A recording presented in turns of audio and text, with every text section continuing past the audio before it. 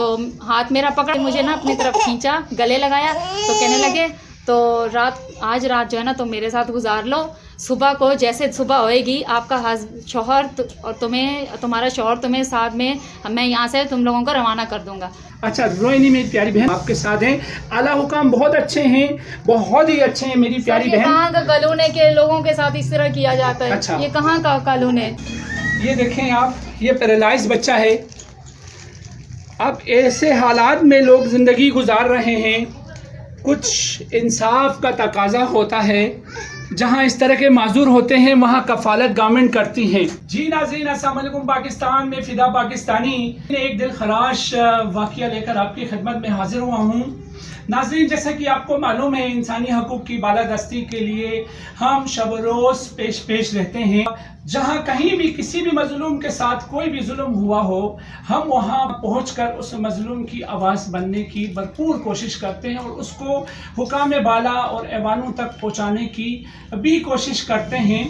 नाज़रीन, एक ऐसा वाक़या जहां पर हमारे आला हुकाम जो है पुलिस रिफॉर्मिंग कर रहे हैं, पुलिस में तब्दीलियां ला रहे हैं माशाल्लाह से, और पुलिस में कुछ चंद ऐसी काली भेड़े जो कि क्या है पुलिस महकमा और आला हुकाम की जो मेहनत है, जो काविशें हैं, उस पर धब्बा है, उसको सबताज करने की भरपूर कोशिश में लगी हुई हैं। कभी रिश्वत लेती हैं आम लोगों से, तो कभी क्या है इस तरह से घिनौने कामों में मुलविस होती हैं। ऐसा ही एक वाक़या थाना KIA में पेश आया, मेहरान टाउन, जहां पर एक खातून जो कि क्या है किराया नामा अटेस्ट नहीं होने पर उनके घर पे पुलिस रात को छापा मारती है।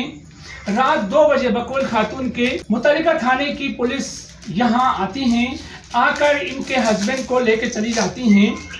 इससे कबल ये लोग चले जाते हैं मुतल्लिका थाना, जहाँ किरायानामा अटेस्ट कराने के लिए इनके शौहर और ये मालिक मकान चले जाते हैं।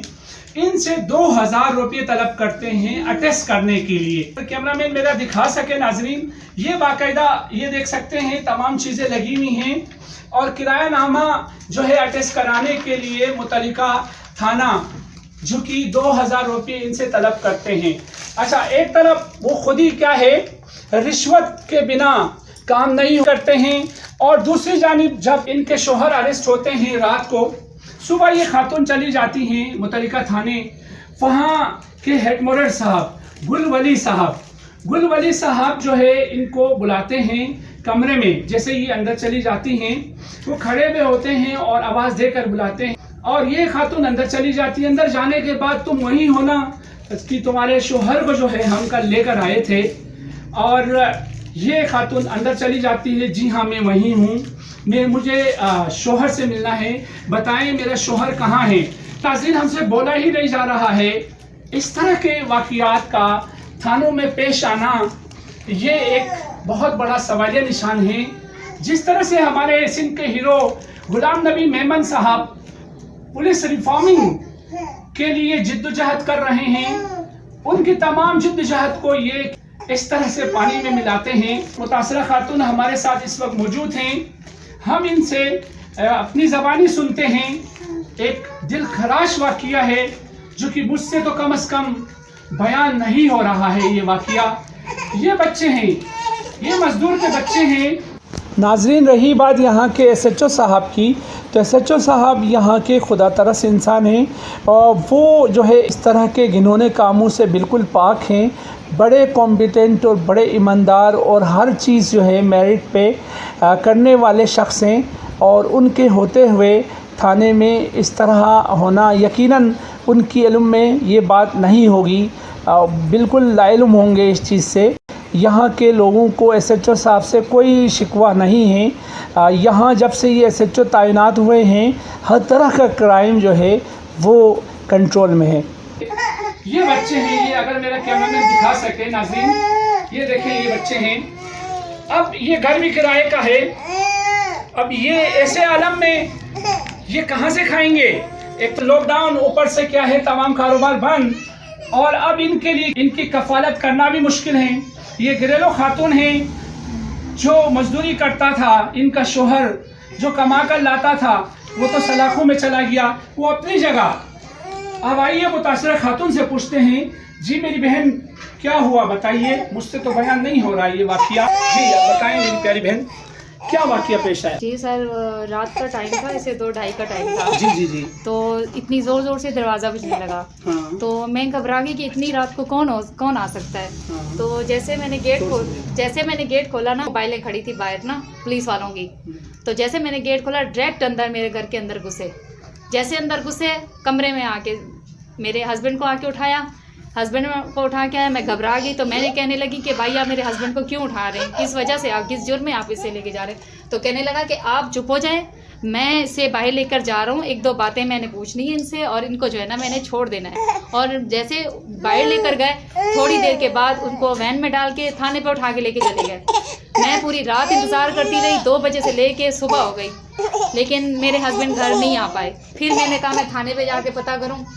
जैसे मैं थाने पे गई तो वहाँ कोई अफसर था जो रात को लेकर गया। मैं उसे पहचान गई कि ये रात को जो है ना मेरे शौहर को लेके गया, और उसने मुझे अपनी तरफ बुलाया।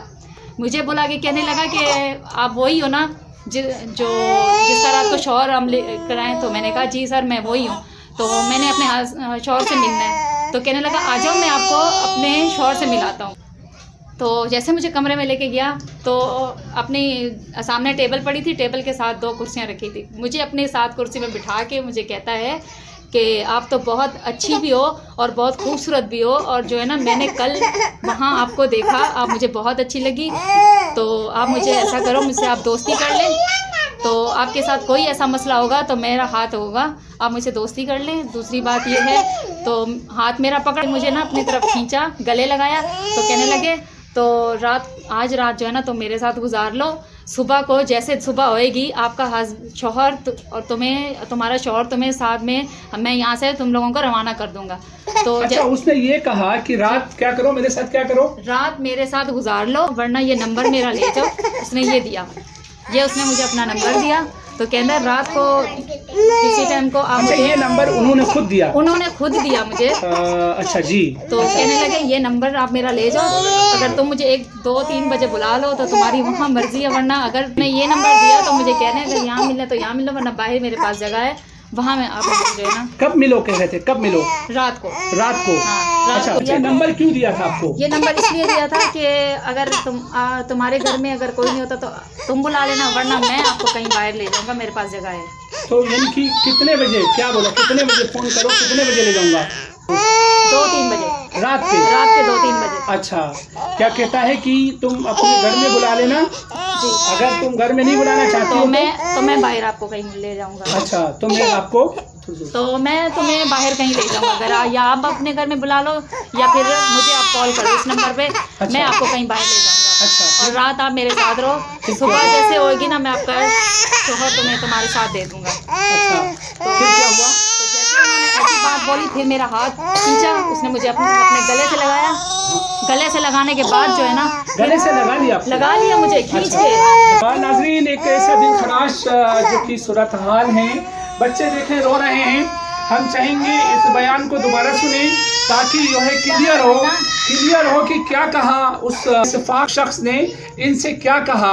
पुलिस की वर्दी में मौजूद शख्स औरत को रात के 2 बजे बुला रहा है और नंबर दे रहा है। ये हैंड राइटिंग उसी की है जी, ये उसी ने लिखा है जी, उसी ने अच्छा, ये भी साबित कर सकती है खातून ये उन्होंने ही लिखा है। ये मैंने अच्छा, अपने पास रखा। अच्छा बताएं जी। अच्छा, रोहिणी मेरी प्यारी बहन आपके साथ हैं, आला हुकाम बहुत अच्छे हैं, बहुत ही अच्छे हैं मेरी प्यारी बहन। कहाँ का कानून है कि लोगों के साथ इस तरह किया जाता है? अच्छा। ये कहाँ का कानून है? अच्छा, कि लोगों के घरों में जाके घुस जाना और उनके मजदूर बंदों को उठाना, इज्जतदार लोगों को जलील करना, फिर उनकी औरतों के साथ ऐसा करना, ये कहाँ का कानून है? और किसी के घर में इस तरह कौन घुसता है? नहीं, आला हुकाम बहुत अच्छे हैं हमारे SSP कोरंगी साहब जो मैं क्या कहना, मैंने अपनी तरफ आपको तो फौजी रिटायर्ड है, कैप्टन है माशाल्लाह से, अच्छे एक रेपुटेशन के मालिक हैं। आप बेफिक्र रहें, आप जो बयान देना है दे दें, सही है। आला हुकाम बहुत अच्छे हैं और उनसे आप अच्छा तवक्का कर सकती हैं।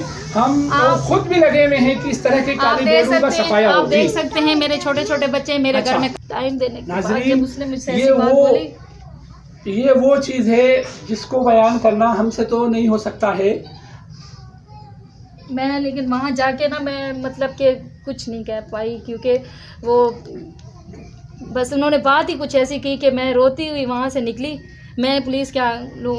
अच्छा, फिर आपको कैसे पता चला कि ये गुलवली है? मैं जैसे रोते हुए बाहर निकली हूँ, गेट के पास 2-3 बंदे खड़े थे, अच्छा। पुलिस वाले। तो मैंने उनसे पूछा कि ये जो अंदर बैठे हुए हैं, हाँ। इनका क्या नाम है? मैंने उनसे नाम पूछा है। हाँ। तो मुझे उन्होंने नाम बताया गुलवली, गुलवली है कि ये वो हैं। फिर अच्छा, मुझे अब वहाँ आप से ये पता बताइए, चला। आला हुकाम से क्या दरख्वास्त करेंगी, बताइए। इंसाफ चाहिए मुझे सर, मुझे इंसाफ चाहिए, क्योंकि इन कानूनों में कोई इंसाफ नहीं है। मैंने अपनी तरफ से पूरी कोशिश की है, मुझे कोई वहाँ से इंसाफ नहीं मिला। मैंने आप लोगों को इसलिए मतलब कि अपनी ये दरख्वास्त देने के लिए मैंने आप लोगों को टीवी में देखा, नेट पे देखा आप लोगों को, तो मेरे पास कोई रास्ता नहीं था। मैंने इसलिए आप लोगों के साथ मैंने रब्ता किया। अच्छा, क्योंकि मेरा साथ देने वाला कोई नहीं था और मुझे मेरे आगे यही रास्ता था, मैं इसलिए आई। जी नाज़रीन, ये वो दर्दनाक कहानी थी जो कि हम तो बयान नहीं कर सके। यकीन करें, हम खुद इस वक्त आबदिदा हो रहे हैं कि इस तरह के हालात पेश आना बहुत निहायत अफसोसनाक का अमल है।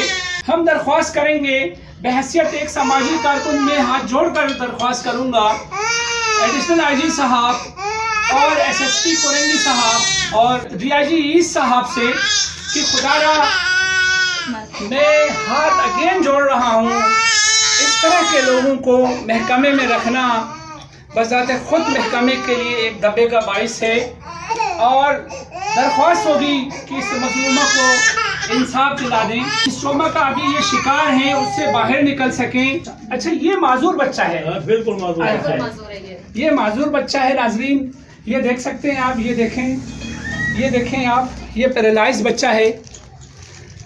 अब ऐसे हालात में लोग ज़िंदगी गुजार रहे हैं, कुछ इंसाफ का तकाजा होता है।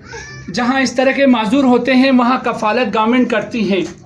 जहाँ इस तरह के माजूर होते हैं जिस घर में, उस घर को सरकार जो है, जो भी जिम्मेदारी कफ़ालत की होती है वो सरकार की होती है, वक्त के हुक्मरानों की होती है। उसके बावजूद भी बजाय इनको हकूक मिले। ये देख सकते हैं आप, ये बच्चे को मैं लेके बैठा हूँ। सरकार इसका इलाज मुआलिज कराएं, इसकी तालीम, इसकी कफ़ालत करें, और उसके बावजूद भी इसकी माँ वहाँ जाती है थाने में। वहाँ जो रोदात खातून ने सुनाई, वो रोदात दिल खराश है, हमसे बयान नहीं हो रही है नाज़रीन। और ये आप देख सकते हैं, ये आपका बेटा है, मेरी बहन जी है जी। क्या हुआ था इसको? पैदाइशी जी माजूर है। जी। अच्छा, क्या उम्र क्या इसकी? इसकी माशाल्लाह 15 साल।